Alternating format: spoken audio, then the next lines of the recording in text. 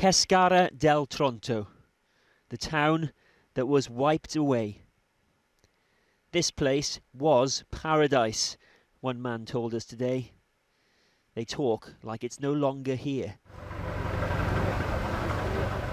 There are echoes of people everywhere. Homes left in a hurry, or not left at all. Through this deserted place walks a man, a bishop we learn, deep in thought. As you were walking through the streets here, you were praying. Yes, I was praying, he said.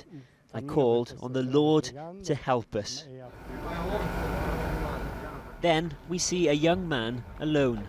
He's Francesco, 17 years old. I watched all with my eyes. I watched my friends, my best friends die.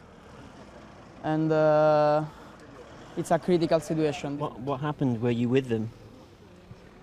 Panic and cry, scared. I'm scared.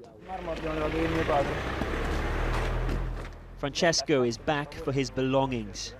Wearing a bike helmet, he's squeezed into a building in danger of collapse. He was staying with friends. 5 of them died, the youngest 13. They did find a 10-year-old girl alive here, Giulia. But that was yesterday. Si spera sempre comunque. Lorenzo, a rescuer, says, I always hope to find people alive, but in reality, we find bodies and we feel powerless. Well, this is Via Solaria. This would have been one of the grander properties here. A beautiful entrance to someone's beautiful home. And now it's all that's left of this building.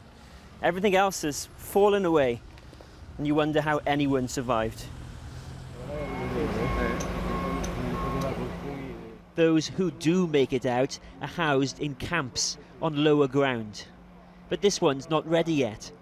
And so alongside it, a group of teenagers have made their own.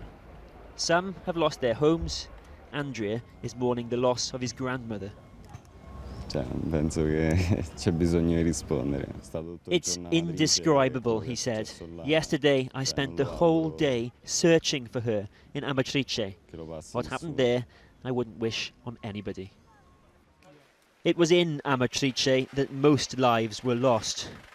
Buildings that haven't fallen threaten to. At 3 p.m. today, an aftershock. They're in danger, but the rescuers go on. A shout for silence. There's a whistle, and then a wait for signs of life.